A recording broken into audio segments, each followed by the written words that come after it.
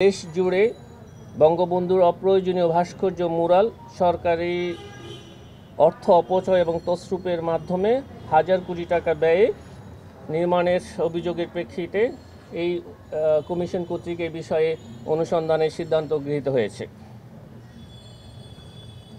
দেশ জুড়ে মুজিব কিল্লা নির্মাণ সংস্কার উন্নয়ন প্রকল্প পরিচালক সংশ্লিষ্ট ঠিকাদার অন্যান্যের বিরুদ্ধে হাজার হাজার কোটি টাকা তছরূপ অতিরিক্ত বিল দেয়া সহ বিভিন্ন অনিয়মের বিষয়ে অনুসন্ধানের সিদ্ধান্ত গৃহীত হয়েছে। সুধাংশু শেখর ভদ্র, সাবেক প্রকল্প পরিচালক, post centre for rural community এবং প্রাক্তন মহাপরিচালক, ডাক অধিদপ্তর, ঢাকার বিরুদ্ধে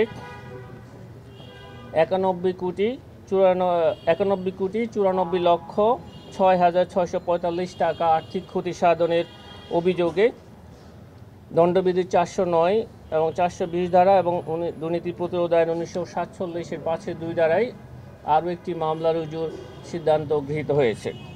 ইতিমধ্যে এই মামলাটি রুজু হয়েছে।